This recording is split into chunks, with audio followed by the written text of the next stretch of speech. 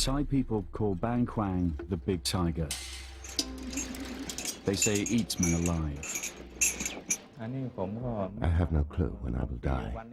They could inject me today or tomorrow. In the West, it has been known as the Bangkok Hilton. But there's 24 in the room, which is really hard, especially just to get to the toilet because everyone's all over the floor.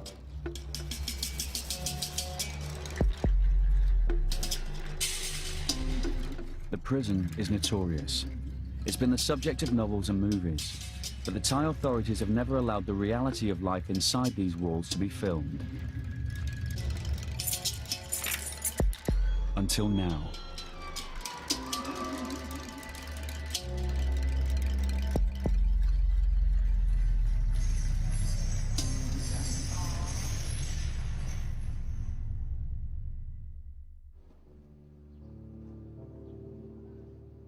Bangkok Prison is at boiling point.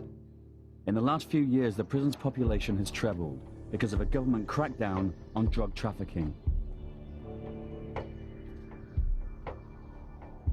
7,000 men are now packed into a prison built to hold around half that number. ขึ้นกันนอนเตรียมขึ้นก่อนนอนตรวจคนเอาพร้อมแล้วขึ้นได้เลยแถวที่3ลุก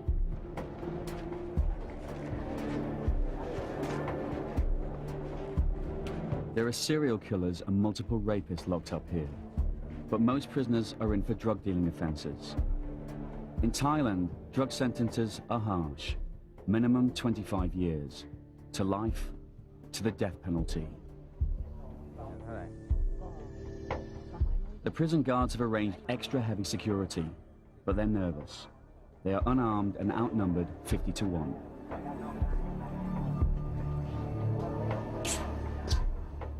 น้องดูสิน้องช่วยดูพี่เขาหน่อยอย่าให้ใกล้มากนะอย่าให้ใกล้มากอย่าเข้าไปในห้องนะอย่าให้เข้าในห้องนะเข้าในห้องนะเดี๋ยวมันเข้าไม่ได้เลยล็อกแล้วเดี๋ยวมันปิดประตูล็อกเอาไม่ออกแล้วเสร็จเลยวันนี้นักข่าวBBC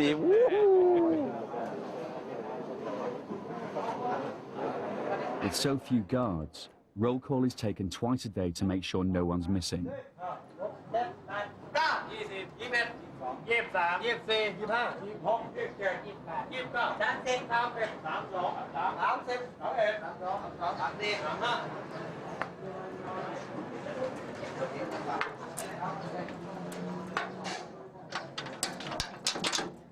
ดเพื่อตรวจว่ามันรูดยังไงจะรูดฟัง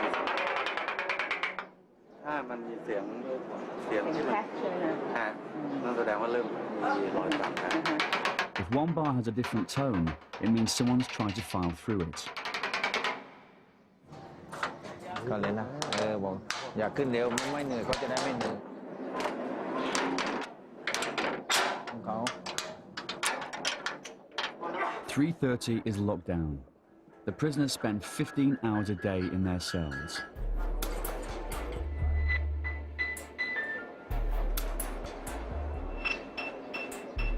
You literally cannot lie flat on your back. Put your hands on your stomach. If you do that, your elbows are on two other beds. That's pretty damn close, and that's 15 hours a day.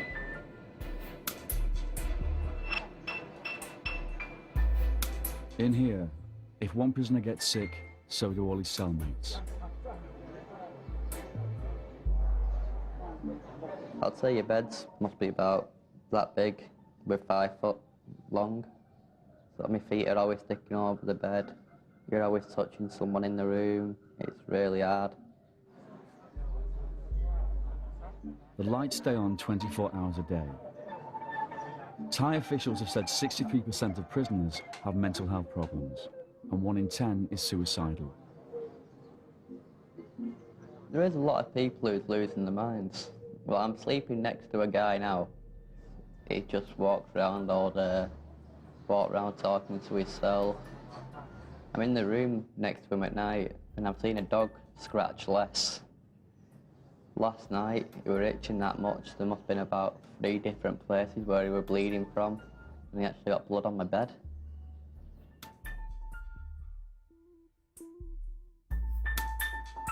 Many will die here, and many more will be put to death.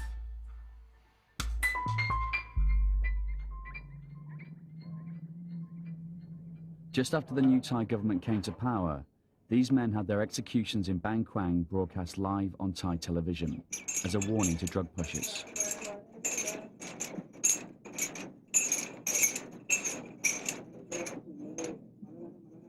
In the street outside the prison, there's another warning. This sign shows 560 inmates face execution for drug offences. Ampon Bertling is one of them. His shackles are welded on permanently. He faces death by lethal injection. The execution order could come at any time.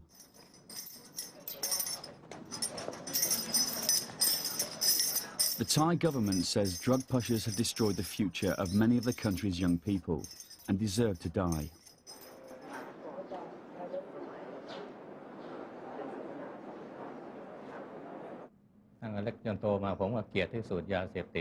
All my life I hated drugs more than anything.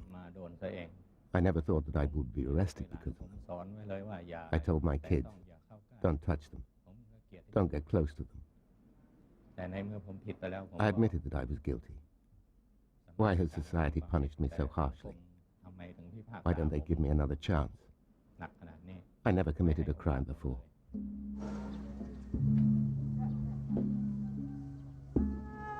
The tough sentences are popular.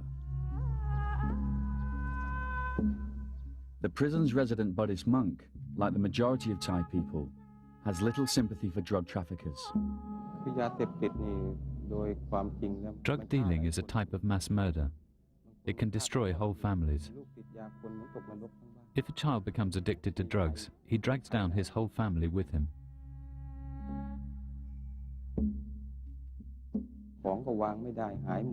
The child starts to steal everything, which ruins the family's reputation in society. A murderer typically kills just one person. Drug dealers don't kill just one person. They ruin everyone's lives. My children try to cheer me up. They say to me, it's okay. Don't be sad, Father. If people can't see the goodness of your heart, heaven can.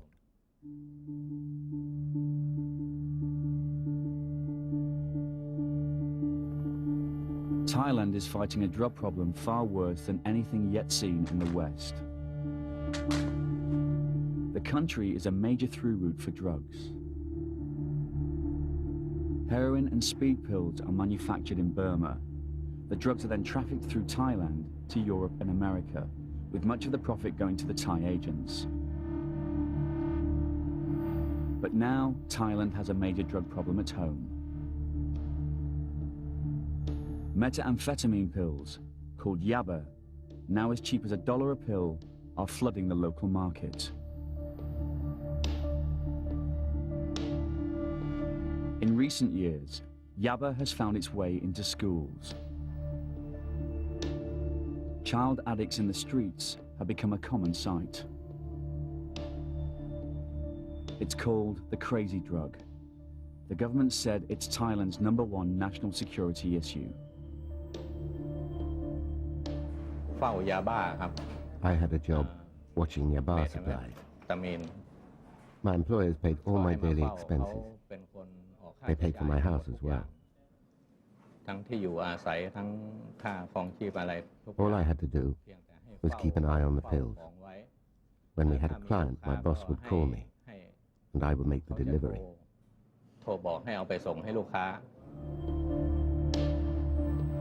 2 years ago, Thai television broadcast details of cases of violence by people high on yaba. This man threatened to drop his own son off a building.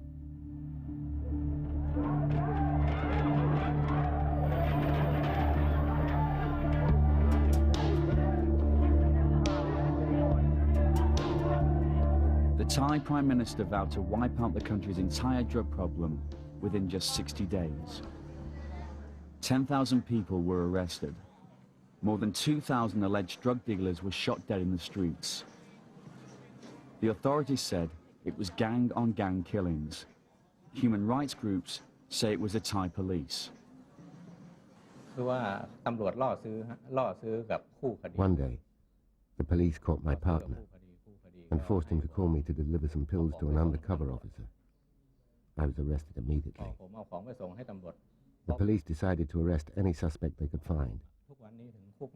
That's why prisons are overcrowded these days. They weren't looking for the real criminals, otherwise they wouldn't have bothered with us.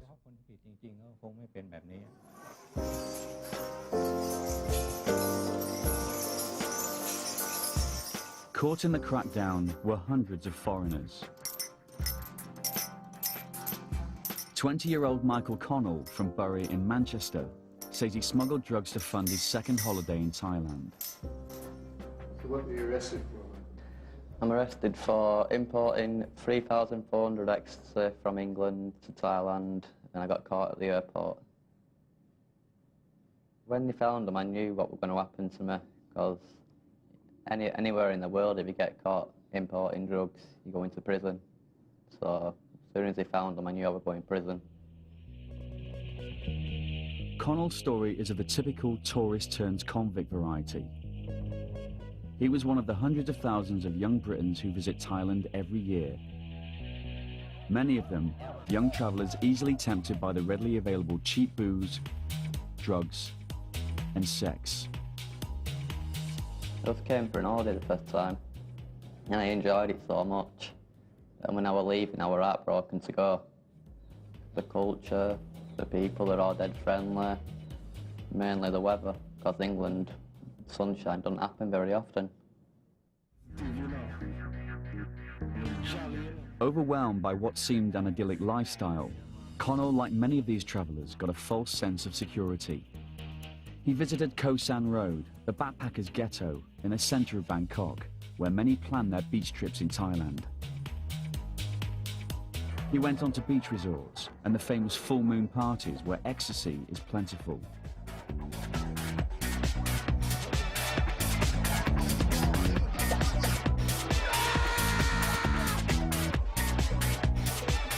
So I wanted to get back, but it's so expensive to come over, I had to find a way to make money. Connell didn't want to say where he got the money to buy the drugs.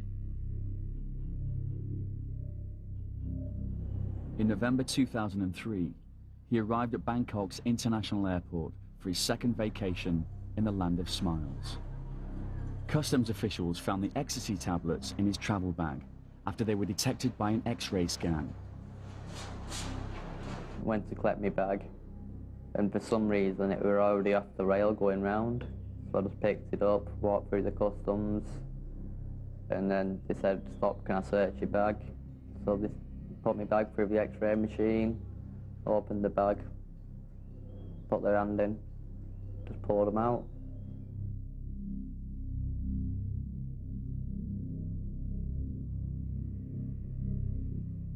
From when I got arrested, they had a big sign up in the customs office, from which that scared me a lot.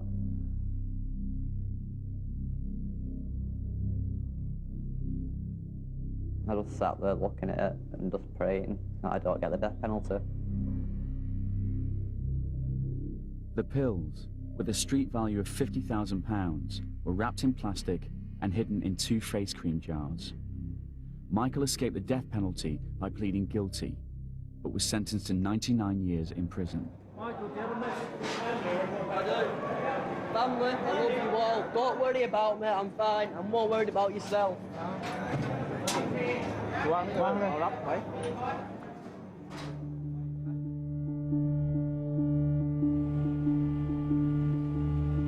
Anything could happen to you in the time you've been here. But the biggest fear is not knowing when I'm getting out. That's the biggest fear that I've got.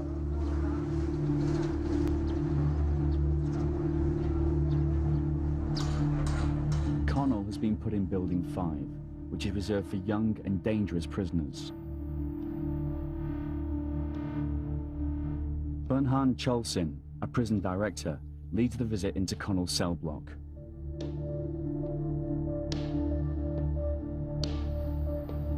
"20 guards gather for extra security, but there is tension in the air.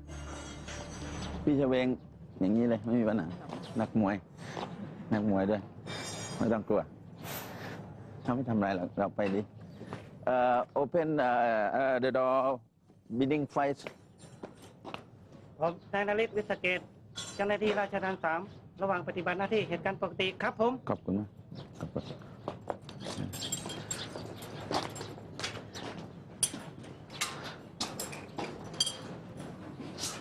ประตูจะเปิดพร้อมกันไม่ได้ประตูเนาะมี2 ชั้นสองชั้นประตูจะเปิดพร้อมกันไม่ได้ก็ลองเข้ามาให้หมดโอเค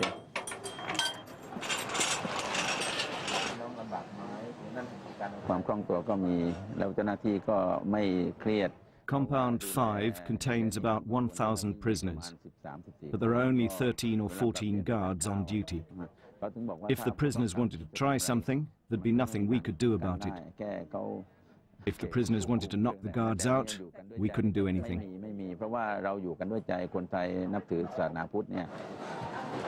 Warden Bunhan is concerned about the safety of the female Thai interpreter. ไม่เป็นไรน้องตามสบายไม่ต้องตื่นเต้นเขาดูมากนะเพราะเขาไม่เคยนานๆผู้หญิงเข้ามาอันนี้โรงฝึกวิชาชีพหน่วยงานเย็บผ้าอ๋อเขาฝึกข้างในนี่เลย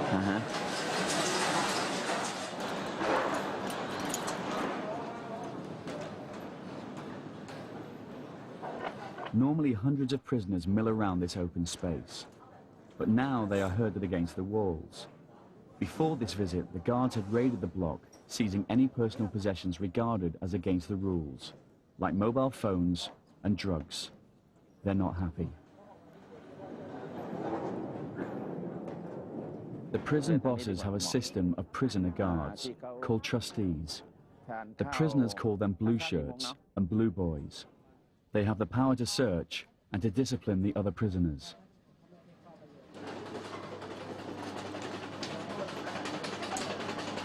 It's difficult to be a foreigner here, because in the building I'm in, I'm the only white guy in the building, so I stand out a lot.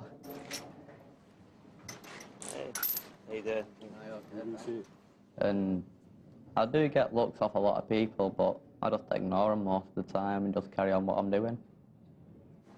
Are you alright? I was expecting that. So this is where you hang out all day? Yeah, this is where I hang out, yeah. Well, only place where it's quiet. Right, right. As a new inmate, Connor must wear leg shackles for the first 3 months. Well, I can't really play football at the moment because I've got the chains around my legs, but I've got another month now left with them on, so hopefully they should be off in a month, then I can play football. Life in Bangkok largely depends on how much money a prisoner has. Poor inmates work for the guards or for other prisoners to survive. A lot of people there haven't got any money, so you've got to basically help the ones who haven't got the money, so he does me washing, and then I give him food and stuff like that, and cigarettes. Each inmate has a bank account in the prison. They can buy food and toiletries from the prison shop using a coupon system. Michael also gets food and vitamins from the British Embassy. You buy food every day, so you just buy it. Sometimes you can do cooking. Plus the embassy comes every now and again, well every 6 weeks they come and they bring me like stuff like fresh bacon, ham, cheese. It's not the embassy who gives us the money every month, it's a charity called Prisoners Abroad who gives us 2,000 baht every month, which is actually a really big help because my family ain't got that much money to help me with. I don't know if they let us. The guards have had enough. It's time to leave Connell's cell block.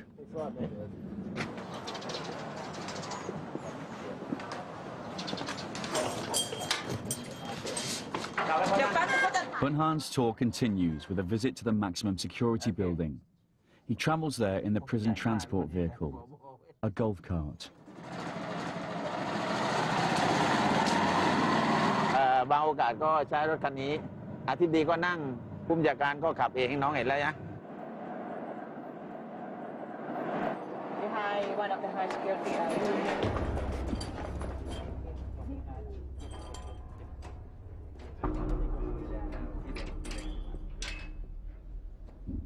The inmates call it the jungle.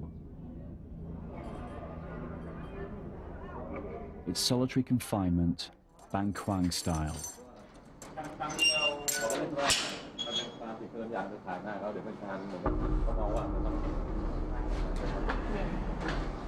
I've heard that toilet, there's not a toilet in there, it's just a little bucket in the room. One guy said you're lucky if you can just lie down on your back, flat, but I plan not to go up there.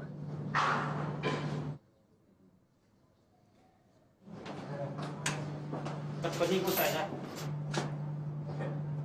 คือลักษณะที่อันนี้คือตีเป็นว่า This is an example of a stubborn prisoner who lacks discipline. That's why he's isolated from others. ทางวินัยเรือนจำไม่ขังเดียวอันนี้ก็ไม่มากอันนี้ขนาด This is a fair punishment. He stabbed another inmate at least 10 times, and when the guard tried to stop the fight, he was attacked as well and got 10 stitches. โดนไปเย็บ8 เข็มแต่เราก็ให้เอาไปคือเราไม่ We forgive him. We will try our best to rehabilitate him. ทำไม่ได้ Other people always imagine that we are tough, but in reality we are not. เมื่อวานเรากันแล้วก็ถามว่าต้องให้บอกว่าโอดจริงๆคือเราไม่อด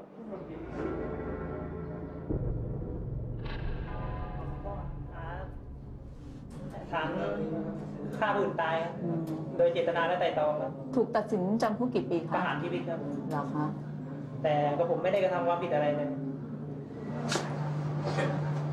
ชีวิตรออยู่แล้วไม่ต้องหันหน้ามานี่ A large percentage of the inmates in solitary are from Nigeria, a country that has some of the world's most organized drug courier gangs. Why are you in solitary? Exactly. I thought we had a problem with another prisoner. How long have you been in solitary for? 3 months. You get out during the day? Yeah, I'm twice in a week. Get out twice in a week? Just for 1 hour. 1 hour.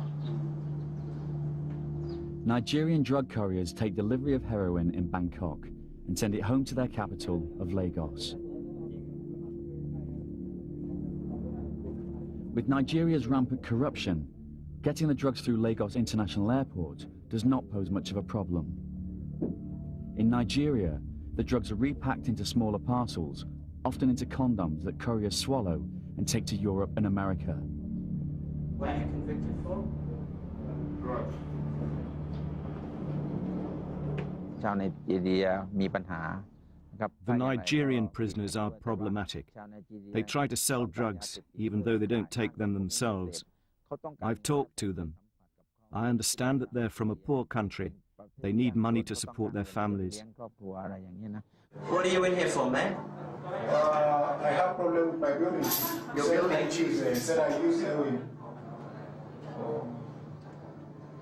Many Africans don't have embassy support, unlike American and European prisoners. They have little or no legal help. How many years do you have to serve? I'm on life sentence. What's it like in here? Well, we provide for ourselves. We don't have enough food, so we have to survive on our own. In the past, Nigerians outside have smuggled drugs and mobile phones into the prison, often hidden within food. In this way, the Nigerian inmates could deal drugs and earn money. พยายามซ่อนมาในสิ่งทุกๆอย่างอย่างเช่นซ่อนมาใน The Nigerians try to hide drugs in all kinds of places, but we usually catch them. They have their tricks. Sometimes they hide it in cosmetics or in the food. Sometimes they swallow it and then excrete it into the toilet. We don't have any way to detect that. When we catch them, they are punished.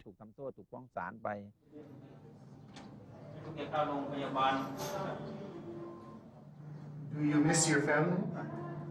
I miss my children. I have 5 children. Would you like to go home? Exactly. So.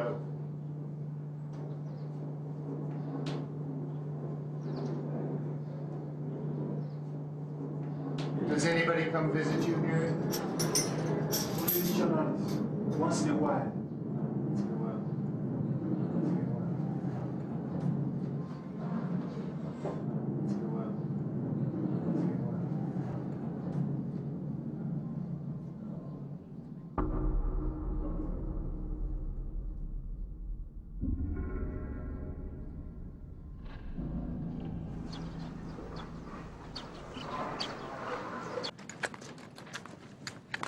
Another Western prisoner who agreed to be interviewed was 47-year-old Andrew Hawke from London. Death row. They've got their chains welded on. That's my home for the last five and a half years. At home for how much longer? Nobody in this place can say with any degree of certainty when they are leaving. Nobody at all. Permission for filming is denied inside Hawke's compound. The last visit inside Connell's proved too dangerous and disruptive.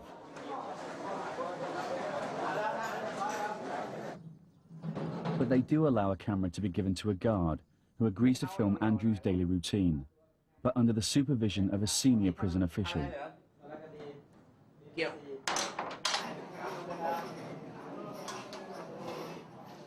Well, I'm going up to show you where I sleep. What were you arrested for? Stupidity. It's 800 odd grams heroin, airport. What led you to make the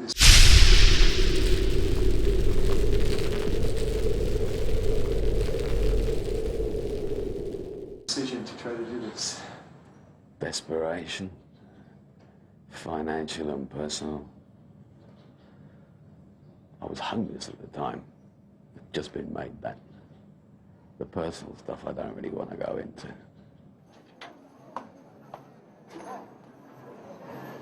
But most of the time, I end up asleep.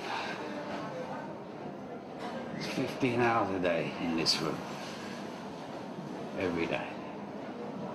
That's a lot of hours. Hawke made his decision to smuggle heroin after an offer in a pub in Amsterdam. I really didn't want to do it. Everything screamed against me not to do it. But I went ahead and did it anyway. I was just pouring out my sorrows and woes and basically talking to strangers like you don't talk to anybody else. Let's just say I was suicidally depressed. To be honest, I was thinking about taking a late-night ferry and jumping off it. I was at the end of the rope, frankly. Slowly getting drunk. And somebody just whispered over my shoulder, I know a way you can make some money to get you out of your financial problems. And I, what? He said, well, you could fly over and do a job for me over in Thailand, give you some money, be a tourist for a couple of weeks and fly back. I said, okay. That must have been about 3 or 4 in the morning. By 2:30 the next afternoon, hungover and pretty drunk. Got taken to the airport, put in a plane. I was here. Once I was here, I was pretty much committed because I didn't have a return ticket to any, or enough money to buy one for that matter. I was arrested right before I entered the aircraft. There was a metal detector thingy you've got to walk through. God knows what triggered it off. Just remember my heart going like a trip hammer, and I was waiting. I waited for at least half an hour before the customs guys showed up.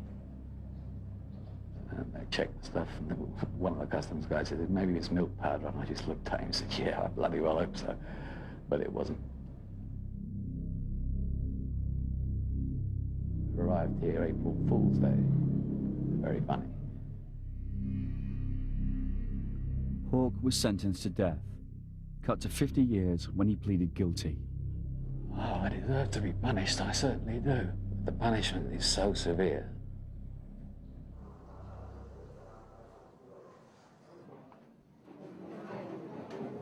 Hey, Andrew. This is my friend Adrian. The reason he's lying down is because he's too tall to stand up. So, Adrian, feel like to be on TV again? Say hello to your friends at home, Adrian. Hello. Adrian, you're pleading guilty? Well, welcome to Bangkok, people. Yeah. Are you pleading guilty or not guilty? Not guilty. You see yet another man in the system who is not guilty. You. Oh, I pled guilty from the start, my friend. I was caught red-handed. Hawke is ordered to show off the new gas cooking area for the guard's camera. This is the area where all the cooking facilities are. Gas bottles all behind. As you can see, there's only 6 rings. So a lot of people use charcoal instead, but the gas here is provided. Just off shot are about 400 people showering, which you cannot be shown under the laws of obscenity in Thailand. So we will now move on. Okay, enough.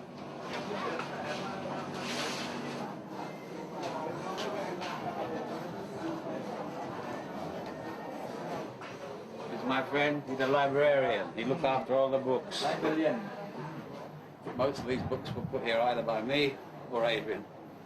About Ned Kelly and his life and times, short as they were.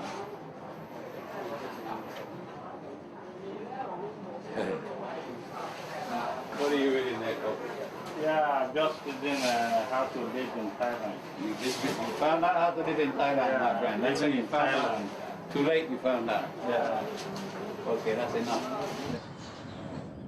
I think it's my anger at the British government that's halfway responsible for me holding on to my sanity. A number of letters I've written to the various departments of the Foreign Office, Home Office, and the sheer gall of the replies keeps me going. Heroin smuggler Hawke is desperate to leave. He is subject to the rules of British prisoner transfer agreements. If he returns to the UK, he must serve half the sentence he received abroad. Other countries are far more lenient. Even if I went back and did the half that the British government insists I do, I'd be nearly 67. If I was a Dane or a German, I'd have 4.5 years left. Because these American prisoners, they get transferred back home after 8 years. And then they do 2 to 3 months in prison in America and then get released. So a lot of people are really upset about this. Well, the Americans go their own way. No one can stop what the Americans do. But we should at least get the same treatment as the rest of the Europeans do, and none of them do more than 10 years, so why the hell should we?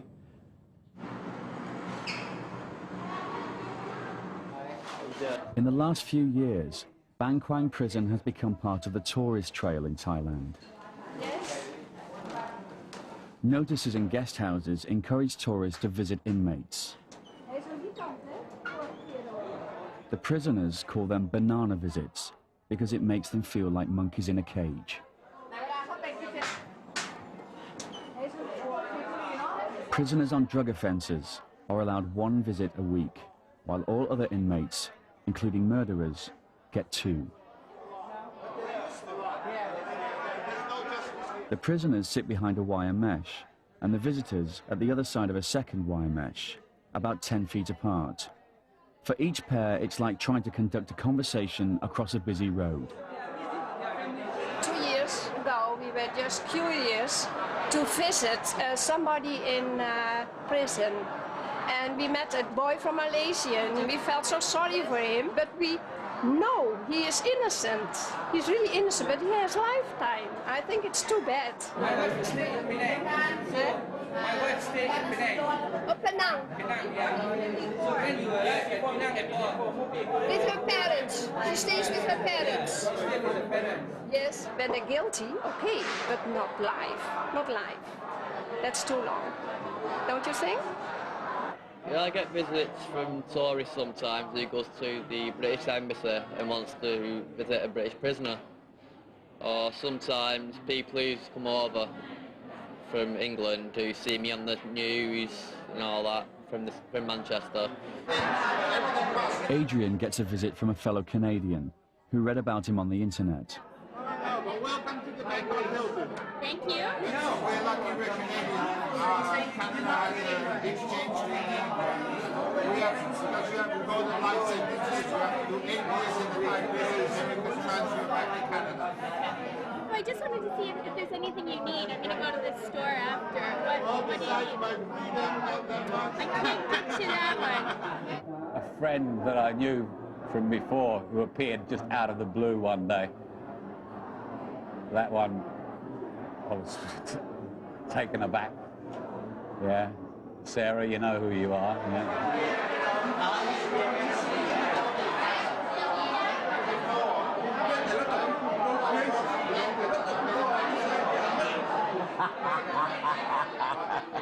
They make my day, in fact. You know, I come here, it's a food for thought, and they made my day. He's a nice guy. He just make a mistake and that's all, you know. That made me thinking about how we are living in a paradise in the West, you know, compared to here. He's got 50 years, he told me. 50 years. Could you imagine? He is 40 or a little bit over 40. That's going to be, he's going to be here for the rest of his life. I stay here 7 years. 10 years. I never fight my case. I never fight my case. One of the prisoners is from Afghanistan. No Afghan embassy, of course. Yeah, because you know everything is trouble in Afghanistan. And I contact with any embassy to other places, not reply. I see. So there's nobody helping you on the outside? Nobody help me. Nobody help me. Sometimes I'm sorry, when you go toilet that night, come back, you don't have a space to sleep. And food is not enough at all. And everything is by yourself. From bed, toothpaste. Some guy came, I'd say about 3 weeks ago. He was telling me that he's been all around Thailand, Vietnam, Cambodia, Laos, Burma. And when he was telling me, I was just thinking, great, I'm in prison.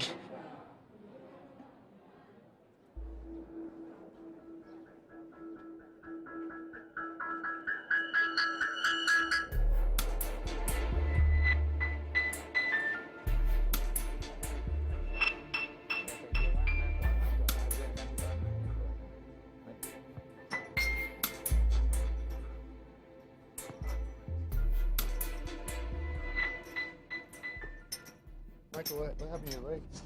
I'm sleeping next to a guy who's not washed his bed now for 2 months. I've told him to wash his bed, but he don't wash it, and I'm sure I'm getting mites off his bed or something like that. I asked him to wash his bed, but he's not all there, so he's just walked off, and he's still not washing his bed yet. Avoid any open wounds of any kind. With the water here, you have to. That's unfiltered river water we have to wash in. Try not to get sick. The worst thing you can do is get ill.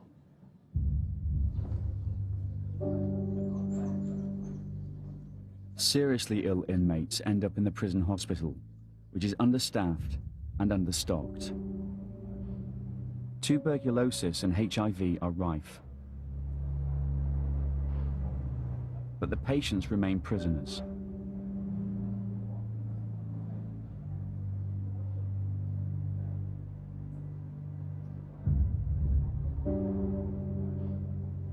Many prisoners have developed the full-blown AIDS virus.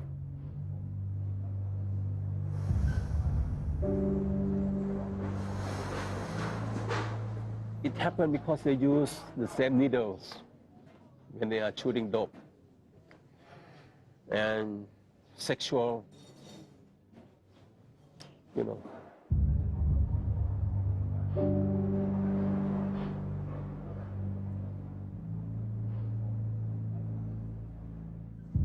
Hospitals in Thailand are partly supported by donations, but not this one.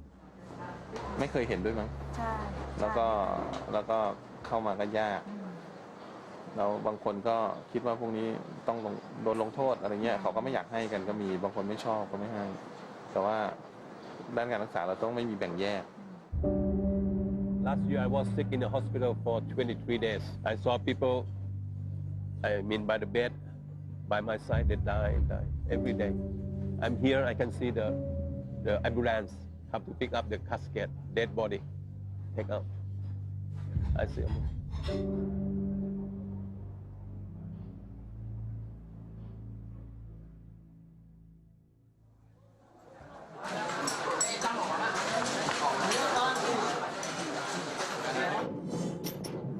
What do you have there? It's a Manchester United top. Well, I'm a really big fan of Manchester United. Even David Beckham can come over and get me out if he wanted to. มีอะไรมาล่ะมิเชลไมเคิลชื่ออะไรนะมันยูทีมแมนยูเหรอเรื่องอะไรแล้วเขามาให้เรื่องอะไร In Bangkok, there is a cross-section of Thai society. It's a society which is very tolerant of transvestites and those who've had sex changes. The cameraman guard is sent to film some ladyboys, as they are known here in Thailand.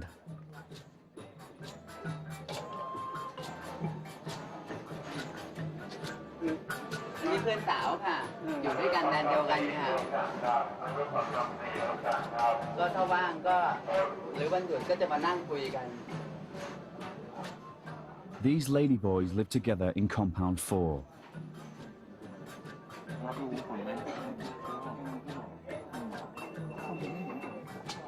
Nong is 34 and was a showgirl at the resort of Pattaya.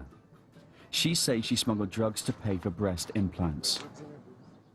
อยากผ่านนมมาอยากผ่านนม I wanted to get my breasts done, but my parents refused to give me money to do it. เงินหนูไปผ่า So I made a decision. ตัดสินใจทีนี้เพื่อนเขาก็ชักชวนไปให้ทำ My friends convinced me to do it. ก็ไม่รู้ว่ามัน I had no idea back then what I was doing. I kept delivering bags for them. I had no clue. ทีนี้ก็พอเสร็จ I spent the money on the breast operation, and 3 days after the operation, I was arrested. ก็เลยพอทำนมได้3 วันยังไม่มีคนถูกใจ So far, I can't find someone that I like. The man I liked was transferred, but in this building there are 1,000 men. หนูต้องจำโทษอีก I got a 40-year sentence. I have already been here for 10 years, so I have to stay for another 30 years. เขาบอกนะว่า But they told me I might get pardoned this year, so they've asked me to behave myself. มีค่ะมีความหวัง Occasionally, Thailand's king grants a royal pardon. It is Nong's only hope of getting out and having a sex change operation. During the day, Nong works as a makeup artist at the newly launched BKP TV, the world's only prison cable TV station.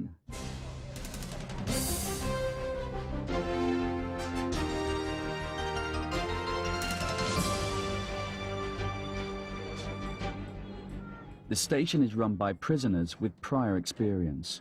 The anchor, a former radio announcer, has a life sentence for drug smuggling.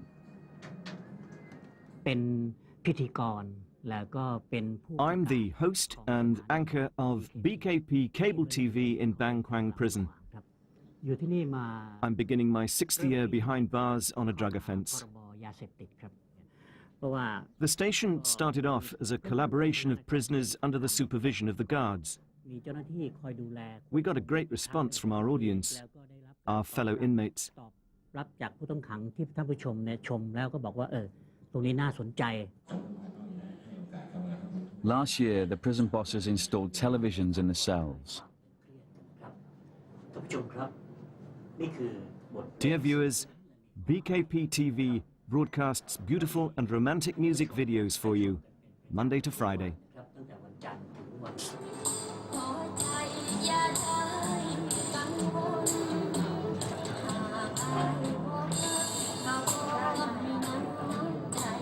Prisoners can now enjoy Thai music videos, the latest movies, and they've even had episodes of Mr. Bean to calm the prisoners down.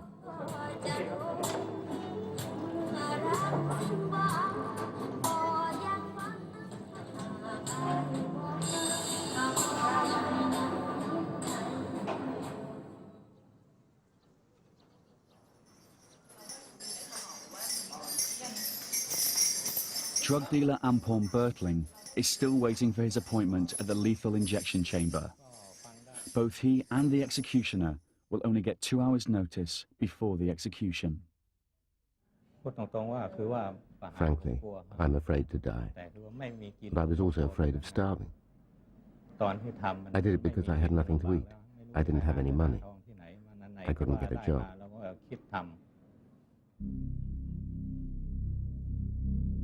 Warden Bernhan sees the need for capital punishment, but only after all legal means of appeal have been exhausted. Children can see that we execute criminals, and as a result, they'll be afraid of committing crimes. Here in Thailand, we don't take execution lightly. Cases have to go to the Court of Appeal, the Supreme Court, and then to the King before an execution is approved. We're not a cruel country. At Bangkok, we've only executed a total of 300 prisoners, not thousands. Opponents of the death penalty say that it is not a deterrent and that innocent men always end up being executed. There is one man, young man. He was accused of rape and killed as a girl, 6-year-old girl. This man, I know him. I've been in prison with him. I talked to him, did you do it? And he said, no, he swear. Even he's going to die, he swear. He did not do it. And on the way he goes going to execution, he shouted, I did not do it, why kill me? Why? Yes, we should have a second chance. People aren't all bad. Some prisoners here are innocent.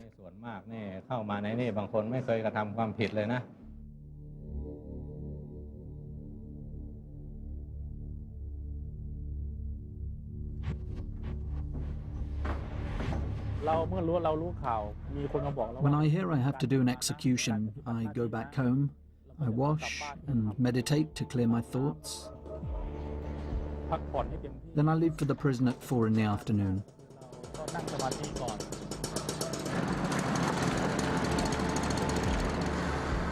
This is the head executioner of Bangkok. He's agreed to demonstrate his routine on an execution day, but he will remain nameless and faceless for security reasons.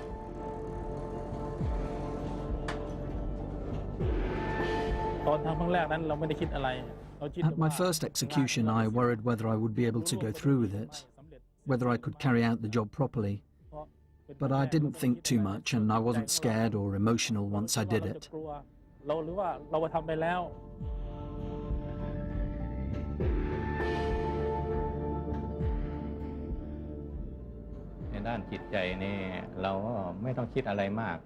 I try not to think too much. We have to think we are paying for our sins. That's why we are suffering like this.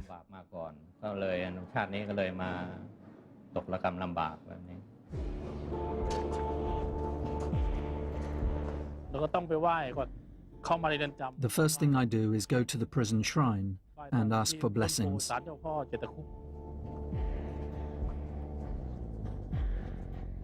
He passes a life-size concrete giraffe that graces the landscaping around the execution chamber.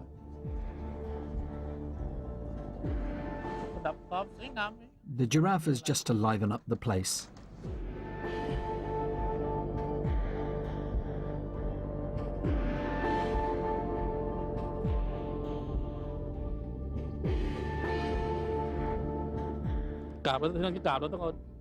When I pay my respects, I pick up a little bit of earth, put it on my head, because everybody comes from the earth. In the end, we all go back to the earth.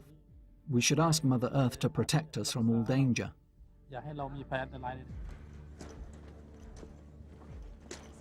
On a real execution day, the condemned prisoner will meet with the head monk of Laplay Temple, which is just on the other side of the wall from the execution chamber.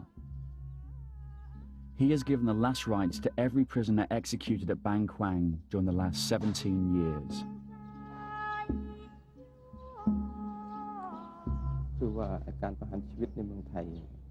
Thailand is a Buddhist country, so people are always asking why executions are allowed here.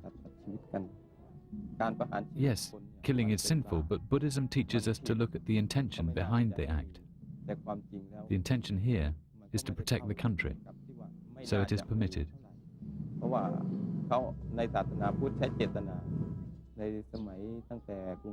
Since the Sukhothai dynasty, the king has gone out to fight wars. He and his troops have had to kill enemies to protect the country. Execution is the same.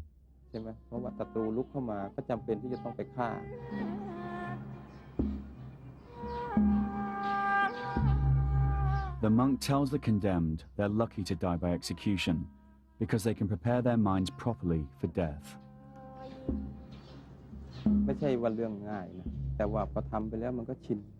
Giving last rites to a prisoner is not easy, but I've got used to it. I tell him that he is lucky that he knows his destiny and can clear his conscience. Unlike me, if a car hits me right after this, I might not have a chance to die with a pure mind. But he can prepare himself, listen to the monks, clear his mind and talk to people. It's a blessing in disguise.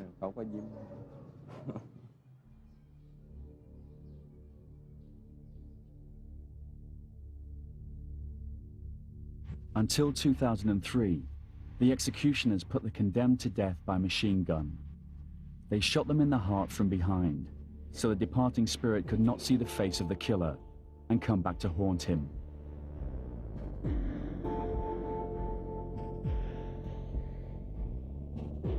Blood splatters are still visible on the wall. The last person to die by firing squad was executed on December 12 last year. Director General Nati then decided to change the system to lethal injection. Because it's more humid, because when we use firing squads, the old method, sometimes they are crying and shouting, and sometimes when we shoot, they get down. Their blood is spreading, and sometimes they are not die immediately. So we have to take them and shoot again. So by new method, it will be more humid. They can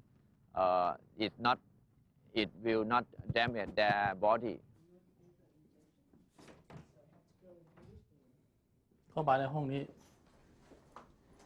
I come here to prepare the injections. The first dose is a tranquilizer. When we push switch number 1, it shows to the people outside that we're doing step 1. By the time the first injection is done, he'll already be unconscious.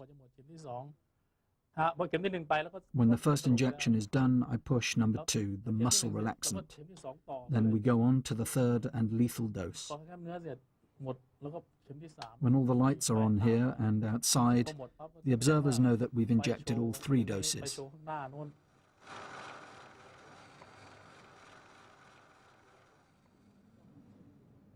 I have no clue when I will die. They could inject me today. I try not to dwell on it too much. I tell myself that we live one life and we die only once. If you're picked for execution tomorrow, it's your bad karma.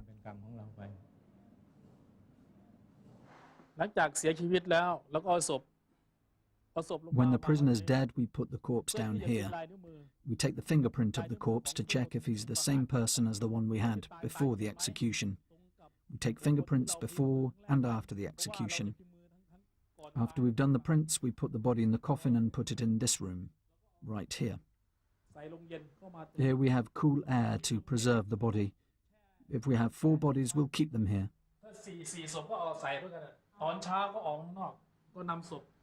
We bring the body outside to check again if it's the same person.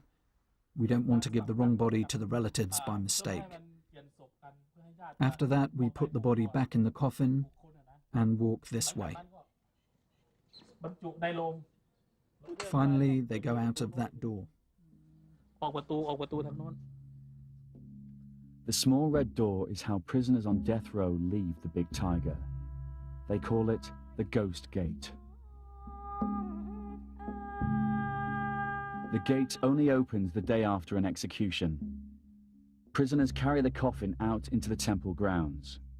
If relatives are waiting, they claim the body. If not, the body is left in the temple cemetery. When there's no space left, the monk will cremate the bodies. He now guards the urns of the unclaimed. I still have them and have labelled their names. This was Mr. Somsak Narai and Mr. Deja Sawanasuk. He raped his stepdaughter. This was Mr. Tapoy Ho, a Karen tribesman. I pray for them from time to time.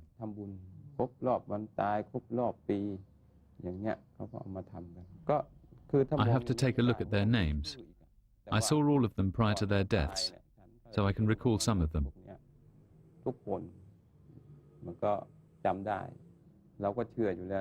I've always believed that people must face the consequences of their actions. Even if you don't get caught today, one day your karma will catch up with you.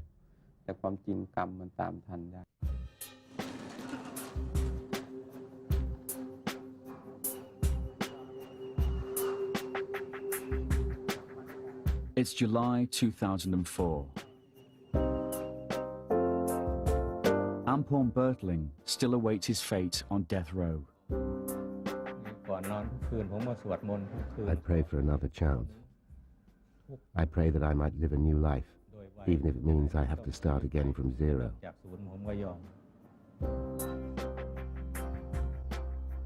Director General Nati is building new prisons to ease the overcrowding problem at Bangkok. Heroin smuggler Andrew Hawke still clings to the slim hope of a pardon from the King or a sympathetic ear from Her Majesty's government. The life sentences never get out. The sentences, such as mine, at 50 years, I would have to be 91 before I got out. Impossible.